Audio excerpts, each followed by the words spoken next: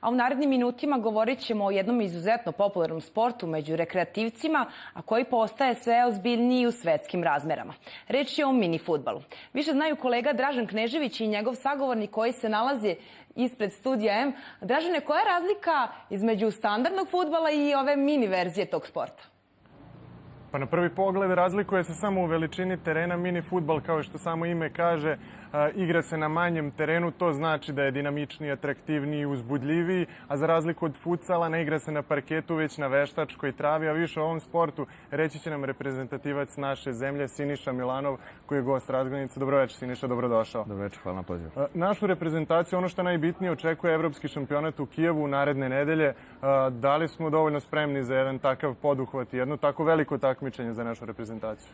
Reprezentacija, kao i svi reprezentativci, su se maksimalno pripremili za ovo evropsko prvenstvo i daće sigurno ne 110, daće 200% sebe kako bi ostvarili što bolji rezultat.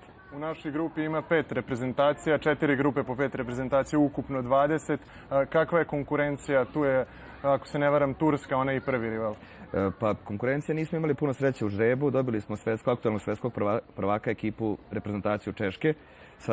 Mislim, mi idemo svaku utakmicu, nismo se predali, idemo svaku utakmicu da ostvarimo što bolji rezultat, idemo na pobedu u svakoj utakmici. Međutim, treba biti objektivan i u slučaju da prođemo grupu, to će biti veliki uspeh za našu reprezentaciju i samim tim bi ostvarili plasman na svetsko prvenstvo koje se sledeće godine igra u Australiji.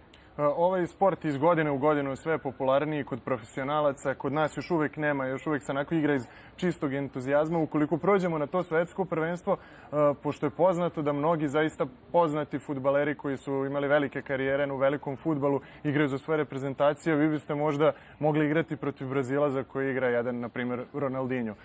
Da li bi to bilo onako velika motivacija za vas? Jedno su želje, drugo su mogućnosti. Mi se svakako nadamo da možemo da ostvarimo što bolji rezultat i svakako se nadamo da možemo da se domognemo te Australija, ali opet, kažem, jedno su želje, drugo su mogućnosti. Daćemo 100% sigurno.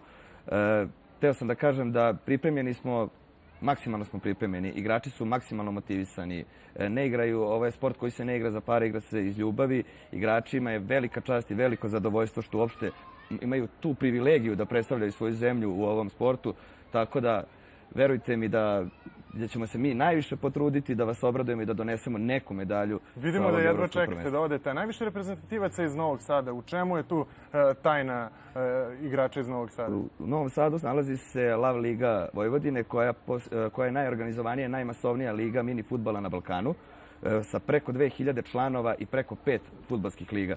Tako da iz te lige već zadnje 2 godine dajemo najviše reprezentativaca reprezentaciji, tako da i postižemo najbolje rezultate. Novosadske ekipe postižu najbolje rezultate na državnim prvenstvima već 2 godine unazad. Tako da, eto, tu je...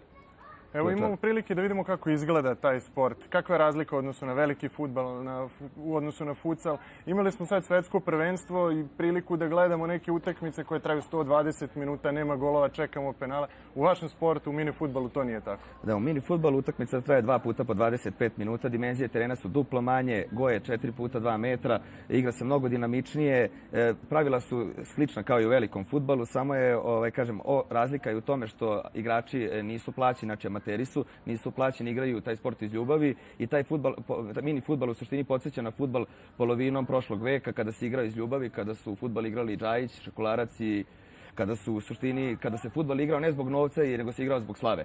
Tako i mini fudbal trenutno se igra zbog slave. Nadamo se da ćete krenuti njihovim stopama. 13. avgusta prva utakmica na Evropskom šampionatu protiv Turske. Znamo svi koliko je bitna ta prva utakmica da se probije led. Želim vam puno uspeha na toj utakmici i uopšte na Evropskom prvenstvu. I nadamo se da ćemo se opet vidjeti sa vašim, nadamo se, dobrim rezultatima. Ja se nadam da kad se vratimo da ćemo gostovati kao, ne mogu da obećam kao šampioni, ali se nadam da kad se vratimo da ćemo gostovati sa nekim istorijskim uspehom koji ćemo ostvariti u ovom sportu. Hvala još jednom na gostovanju. Hvala vama.